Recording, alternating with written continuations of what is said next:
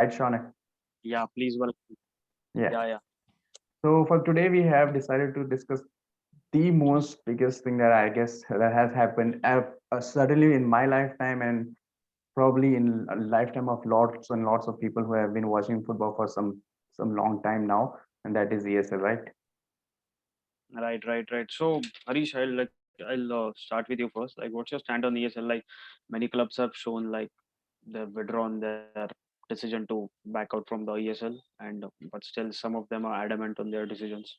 Ah, man, I was heartbroken when the news came because it just came out of nowhere, and at first I just did not believe that it was possible that something like this could happen because it was something that was totally against football as a game, but it stands for.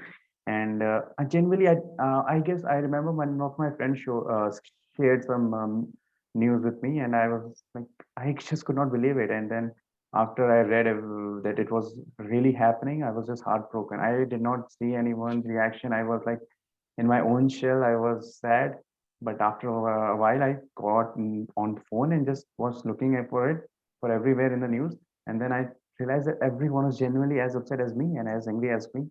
And it is something that just cannot happen in football. It can't happen. The game is open for all. It starts from the grassroots and is that idea that football can be played anywhere across the world by anyone. It just needs Uh, one ball, I think and you are it taking that also, away. it also yeah, yeah. At a certain point, it also felt like it is diminishing the chances of many other small clubs of just promoting themselves to the top. Exactly. I mean, we Matlab, all live in a it's hope not now, right here. Yeah, and so all these clubs we all live in hope, uh, so you're killing that hope, and just don't give me that five teams can qualify because that is just bullshit. Agar strong team weak ke sath khele yaar 10 times out of 9, like they will win. I mean, that's what happens with definitely. uh, La Liga Cup competitions. In England, I think there is a certain this uncertainty, like because there are knockout stages. So even weaker teams sometimes, can pull up a Goliath one, like Wigan did against Man City, in the FA Cup. But and like Leicester story. But now you're just Oh, saying, you're cutting it's off like a that. fairy tale, literally cutting the chances of any fairy tales that we have Exactly. been watching since our Exactly. childhood, I guess. And it just Yeah. kills the hope, kills the game. But I was glad when six Premier League clubs just opted to back out because because it just gave me a little bit of relief that okay, my club like Liverpool, it's not there in at least ESL, and the owners have just come out and just he just apologized in front of fans. So I was like a public apology. That's it. It's very good. अच्छा Yeah, था वो. there are lots of backstories and gray areas in there because they they pulled out because there's such a backlash across all over the world. Like not a single Absolutely. fan, the government, everyone came against them, and so they did not really have a chance. Believe me, because if they had a chance, they would not have backed out because uh, not I would not say that all the clubs were as into it as some of the clubs. Some are the drivers of that whole saga, and some were just who were there to tag along, and some clubs were there who really propagated this idea, like through back deals, through manipulation, through cheating, like Perez, like Andre Gali from Juventus. They were in the All committee the in the UEFA also. Yeah. American conditions as well. Yes, they were simultaneously dealing, they were trying to come up with a deal regarding new UEFA Champions League. When they were in backside, they were trying to get away from this whole Champions League and everything from UEFA. They were trying to cut off. So they were two-facing, and they were like, it was such a, it was such a poor shot, really.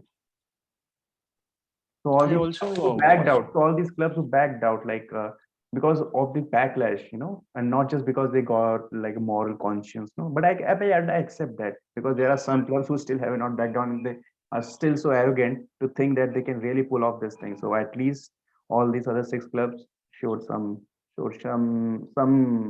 maturity and Well, some, yes. absolutely. I also went through Gary Neville's podcast. I watched a video of him ranting towards Manchester United and Liverpool. But at that moment, I really felt like he's our leader as in a fans leader. Yeah. So it's a big win for us as fans. Yes. Like football is safe Yeah, when you that saw that, particular day. yeah, you really felt like you were speaking for yourself, for us, on behalf of us, because every word he was echoing was coming from our mouth. It was feeling like that Right, right. because we were as angry as him, maybe more. Hmm. Yeah, salute to him to like come out like this because we needed such dri- driven anger to come out like on big media platforms. I mean, we fans have voice, but I mean, it can be only heard through social media where these are the top billionaires would never go. So this Neville thing, and then other pundits who come out against it was really a was really the platform that we were building up so that they could go on and voice our voices. So yeah, big up to him. Yeah, yeah, yeah. Absolutely. Like these guys literally were the voice of the voiceless, as we Yes, say. yes, like we have become, like fans have become. I mean, it's ridiculous to think that because it is a game for fans by fans. I mean, all these players who are playing at the top level were fans once. They got into this game by watching Zidane, Maradona, Pele, and now they are there doing their stuff. So to to to not think about fans, it's just ridiculous. Like how could they? How they was this is such an arrogant and such a damning thing that they did to not just to the reputation of these clubs, but to the hearts and minds and souls of every football fan around the world. But they were also trying to what do we say, like restructure the format. Like they were trying to um, copy the NBA wala thing, na, Ah, as वो we spoke पूरा during American thing है, this bro. discussion. पूरा American thing है because all these drivers who were like pushing this, Arsenal's Kroenke and Glazers from United and FSG from Liverpool. So they just got along with Perez and Andre Aguinaldo, and they would try to come up with this American sort of thing where there is less sport and more advertisement. I mean, I can tell you because I watch NBA, so I literally sometimes doze off in between games because there is so much of stop and go. Like there's 10 minutes of play, and then there's just 5 minutes of break, and then in between 10 minutes there's six timeouts. So like in that there's more drama, more dancing, more singing, more whatever, and rather less play. Can you imagine that ever with football? Like we just have like one half time, and then that's it. No, no, no, no. I I can't mean, imagine that. yes, Yeah. I mean we slag off players Yeah. for like just not concentrating for a single minute, and like people are also talking about shortening the game length and everything, whatever. Like I don't want to see 15 teams playing in just one league and they're competing with each other, and just five teams are new and they're getting relegated every year. Like those particular five teams. Just imagine this happening for years and years. They are doing the same thing This that is ridiculous. they've done with their league. I mean, talk about Serie A, Bundesliga, La Liga. Nobody watches that. Why? Because they're just two horse race, one horse race at sometimes. So and now they are saying that Yes, Bundesliga is one horse race. Yeah. they're trying to come up with like elite league. But when what will happen when this league comes? There are 15 teams, right? Okay, 20 teams. So no, 15 big teams. But in that also, it will become like a two-horse race sometimes in the future because some clubs will perform better and some clubs will have much better financial strength because everyone would get the same amount, but they still have their own kind of sources for revenues. So that again, in some year later down the line, Yeah. will become like a two, three horse race, and then the others will become like a minute team. Like now there are some teams in the leagues, domestic leagues all over the world. So those teams that we are considering now elite will one day will not be elite in some near future because you are putting all those teams together and even if it's Real Madrid playing Arsenal, there might be a chance that Real Madrid is ninth in that league and Arsenal is 15th. So will we watch that just because it's Real Madrid and Arsenal? No, we won't. We will be watching the top two teams who are We won't. Obviously, we won't. fighting for the championship, right? So this whole idea just does not make sense. It just was a coup to make more money and it was a ridiculous and a bad decision. Basically, I don't want to see Arsenal getting smashed every single weekend. I mean, I am a City fan, but I don't want to see Arsenal getting smashed every weekend. I mean, it's a torture for the fans. Basically,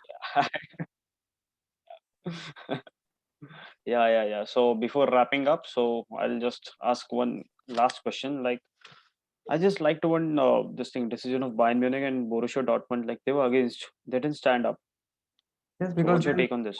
I mean, there was no other way that could have gone because the majority of the clubs there is like all the clubs were are owned 1% more by fans, like 50+1 rule. So the fans like us everywhere around the world were against this. Will never be in favor of it, no matter what. So that was not a big Definitely. brainer for me that they rejected it. But I mean, Bayern Munich can come out now and say that it's so great, but yeah, like they have their own issues also. So for this, I mean, Yeah. kudos to They them. also have voting system. Yeah, Yeah, yeah, absolutely. They also have voting system, right? Like 49% yeah, of decision making is in the hands of clubs and 51% public voting. yes, yes. So that works for them, but there are a lot of issues that needs to be sorted out there as well regarding this. But in this case, I'm so happy and that this was in favor of against Yeah. well. This is basically our win. It's our win. This Kudos. is our game, and they were trying to take our ball away, and but thankfully we held our ball tightly and we snatched it back, Oh, and we don't want to give them back. Yeah, definitely. So let's wrap up. yeah. So see you until next episode. Thank you. Stay connected. Like, share, subscribe. DFP. Thank you.